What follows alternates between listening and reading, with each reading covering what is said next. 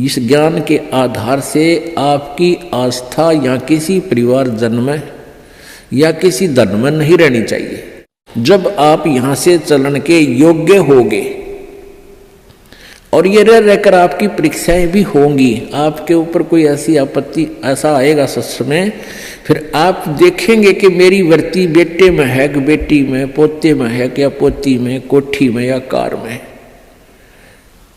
आप जी ने अपने उस जाल को स्वयं काटने की चेष्टा करनी है कि तो जुल्म हो गया, मेरा तो इसमें आस्था है। और यहाँ आशा रही तो वापस जन्म होगा, जहाँ आशा ता बासा होई और मन कर्म वचन सुमरियो सोई। आपकी यहाँ किसी भी चीज में आशा रहेगी, आस्था रहेगी, तो वापस आप जी को आना पड़ेगा। इसी यहीं पर मन माने यहाँ फिर बैल बनकर आ जा, और यहाँ आशा नहीं रही तो फिर हमने आशा कब ना रहेगी, ये ज्ञान आधार बनाओगे, भक्ति घनी करोगे, दान धर्म खूब करोगे, उस भक्ति की शक्ति से भी आपके कुछ बंधन ऑटोमेटिकली कट जाएंगे। इतना दबाव बनेगा उसका, आपके मन में वो आने नहीं देगा, और परमात्मा कोई ऐसी व्यवस्था आपकी बना देगा। और जो भक्ति नहीं करते तो फिर हमने यहाँ से तो जाना ही जाना है, भक्ति कर रहे हैं जो, उनके मन में ये आ जाना चाहिए कि फिर जन्म होगा तो फिर यह दुर्गति शुरू। मनुष्य जन्म भी हो गया तो मनुष्य जीवन में क्या सुख पाया अपने। आज हम 60 साल के हो गए, हमें पता है क्या मिला इस जीवन में और क्या हमारा था और क्या पराया था। तो इस ज्ञान के आधार से निर्णय हो जाएगा कि अगर फिर जन्म हो गया, फिर वो प्रोसीजर, बेटा ना हुए तो दुखी हो गए तो महा दुखी, क्योंकि फिर उनके पालन में पोषण में कोई बेका देगी मृत्यु हो जाए काल, तो फिर रोजाना करे काम तो रो रो कर टक्कर मारेंगे, वह दुर्गति न्यारी। तो इन सब बातों को ध्यान रख के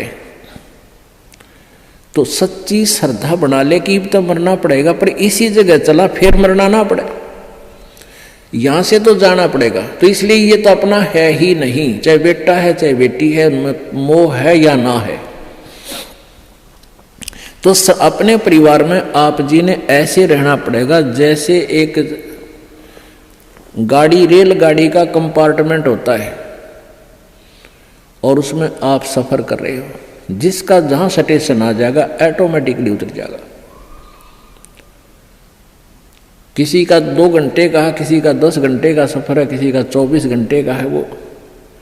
तो ऐसे ही आप जी इसको ऐसा समझ कर रहोगे जैसे रेस्टोरेंट होते हैं, होटल में जाकर डट गए तो वहाँ सारी सुविधाएं होते हुए भी आपको पता है कि ये मेरी नहीं है, उनका प्रयोग भी करना है। उनमें मेज कुर्सी पलंग टीवी वहाँ पर है, उनका पंखा कूलर एसी फ्रिज, उनका प्रयोग भी करना है, लेकिन अंडरस्टूड होता है कि मेरी को ना, ये तो धनी की है। तो ऐसे ही ये सारा रेस्टोरेंट, ये होटल, ये काल का है, और हमने किराए पर अपनी पूंजी जमा करा का यहाँ, तो ये कुछ समय का रहने का यहाँ पर मिला हुआ है, और ये व्यवस्था बता दी, इस खेती में बना रखा, ये मजदूरी कर, ये ऐसे खा ले, ये छोड़ रखा है। लेकिन ये अपनी नहीं, हम यहाँ होटल में कुछ दिनों के लिए सटे करे हुए। यदि ऐसी आस्था आपकी बन जाएगी तो फिर कोई पल्ला नहीं पकड़ेगा आपका, कोई बाधा नहीं बनेगी। अन्यथा जो भक्ति नहीं करते हैं उनकी कैसी वृत्ति होती है। अब जैसे कोई पिछले जन्म में भी कोई भक्त भक्ति करता था और वो पार ना होया, आप जी हो, परमात्मा चाहते हैं कि तुम सभी पार हो जाओ, बहुत अच्छी बात है, क्योंकि पार होने के लिए तो ये सारा खेल हो रहा है आपको पार करने के लिए। अब विद्यालय में बच्चे फेल भी होते हैं और पास भी अधिकतर ही होते हैं, और कुछ एक फेल भी हो जाते हैं, तो वो फेल हुए हुए गणे दुखी होया करें। तो ऐसे ही एक व्यक्ति किसी जन्म में कोई प्राणी, कोई आत्मा परमात्मा से विमुख हो गया, भक्ति ना करी, छोड़ गया, तो उनको फिर लेता है भगवान शरण में। एक किसान के घर जन्म हो गया उस पुण्यात्मा का, अब कहते हैं जो जन मेरी शरण में एक बार आ गया, परमात्मा कहते हैं हमारी शरण में एक बार कोई प्राणी आ गया तो फिर उसको जब तक वो पार नहीं हो लेगा उसके पीछा हम छोड़ना को नहीं। जो जन हमारी शरण है ताका हूं मैं दास, और गेल गेल ला गया फिर वो जब लग धरती आकाश। तो उसी विधान से परमात्मा उस किसान के पास गए और किसान से कहा कि भाई, किसान पहले बैठे, राम रमी हुई, क्योंकि पिछले संस्कारी जो भक्त होते हैं वो कहीं भी जन्म ले लो उनमें वो भाव श्रद्धा बनी रहती है। आओ महाराज जी बैठो जी, बड़ी आसन दे दिया, आप नीचे बैठ गया भगत की तरह। तो महाराज जी तो फिर महाराज जी होते हैं, हमने भक्ति का ज्ञान सुनाते हैं, परमात्मा की चर्चा शुरू कर दी। तो वो किसान कहने लगा कहाँ जी भक्ति तो मैं करता हूँ, क्या भक्ति के, तो मंदिर में जाता हूँ, शिव जी की पूजा करता हूँ। फिर सारी बात बताई, भाई यह भक्ति ठीक नहीं, भक्ति की विधि ये है जो आपके शास्त्रों में लिखी हुई है, कैसी करो। अच्छा जी ठीक सत है, भक्ति भी कराएंगे। भाई फिर उपदेश ले ले। अगना जी नहीं, ये तो बच्चे छोटे छोटे हैं, ये थोड़े से ठीक हो जाए, अपना काम संभालन जोगे, फिर महाराज जी तेरे आप पक्का चेला बन जाऊंगा। लाख समझाने पर भी नहीं माना, यही कहता रहा। परमात्मा चले गए। कुछ दिनों के बाद फिर गए, देखा क्या किसान के 2 लड़के थे, उन लड़कों के भी बच्चे हो रहे, उन खिलाने लग रहा खूब प्यार से, सीने से लटा रखे पोते। परमात्मा फिर गए, किसान भाई भगत जी देवता तेरे बच्चे भी समझदार हो गए हैं और खेत का काम संभाल लिया, तू आजा भक्ति कर ले, नाम ले ले। ने बोला महाराज जी देख छोटे छोटे पोते हैं, बच्चे खेत में जहाँ हैं काम कर रहे हैं, और मैं इनको बाद में संभाल रहा हूँ, अब मुझे फुर्सत नहीं है, थोड़े ही बच्चे पोते बड़े हो जाए थोड़े से, फिर मैं भक्ति करूँगा।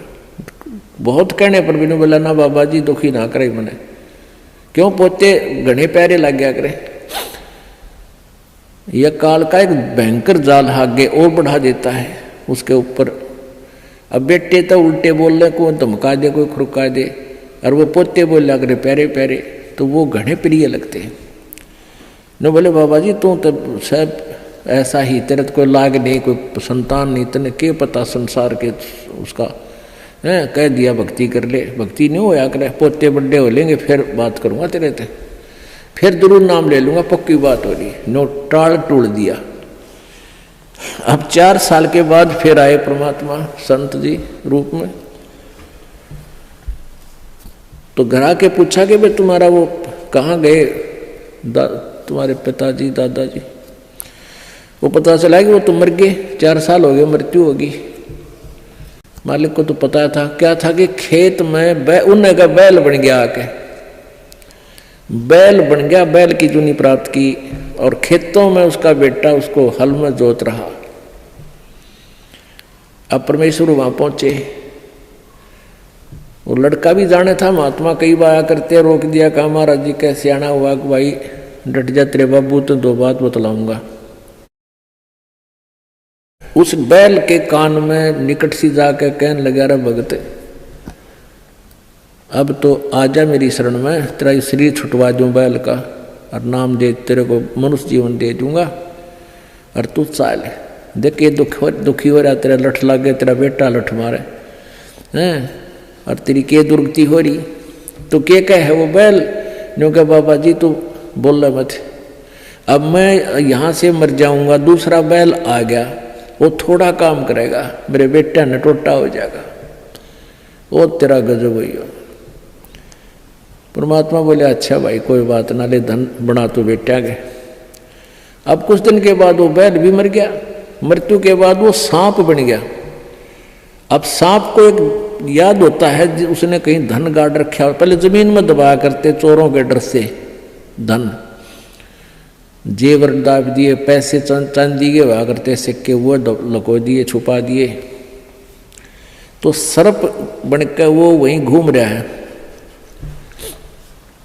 अब वो पुत्र वधुओं ने देख लिया, शोर मचाया, सांप सांप, उन बेटिया ने मारा लठ उसके, वो मोरी में गए निकल गया, पर एक दो लाठी अच्छी लगी इसके, कंडे में हो गया बीच तय। वो सहज सहज धीरे धीरे सरक कर बोझड़ों में झाड़ बोझड़ा में पड़ा। जब परमात्मा गए, कहाँ सुना भगत जी अब आओगा मेरी शरण में, न्यू बोला जी जान बचा दो मेरी और अपनी शरण में ले लो। मैंने देख लिया कोई नहीं किसी का। परमात्मा बोले सांकड़ी तोड़वा का आया तू मेरी शरण में, आया था पर ये हड्डी तोड़वा के पसड़ी तोड़वा के, जब आई तरह समझ में कोई नहीं किसी का। और हम रोज रोन लाग रहे कोई किसी का, कोई ना अपनी भक्ति करो। कहते हैं एक लेवा एक देवा दूतम, कोई किसी का पिता नहीं पुतम, ऋण संबंध जुड़ा एक ठाठा, अंत में सब 12 बाट। तो परमात्मा इतने दयालु हैं, फिर उसको शरण में लिया, दोबारा मानव जन्म दिया। आगे देखो वो सूतमा होगा कि ना, फिर वह बीमारी शुरू कर ले मन माने। तो ऐसे दयालु है परमात्मा, पुण्यात्माओं। ये मनुष्य जीवन बार बार नहीं मिलता, और ये ज्ञान नहीं मिलता। आपके ना जाने कौन से जन्म के पुण्य, बिना गिनती के असंख्य पुण्य आपके साथ हैं, और विशेष कृपा परमेश्वर कबीर जी के आपके ऊपर है, जो आप यहाँ पहुँच रहे हैं, और ये ज्ञान आप तक पहुँच रहा है उन पुण्यात्माओं के न्यारे कर्म है इस दुनिया में। और परमात्मा कहते हैं समझा है तो सिर दर पाओ, बहुर नहीं रे ऐसा दाव। बोल सतगुरुदेव।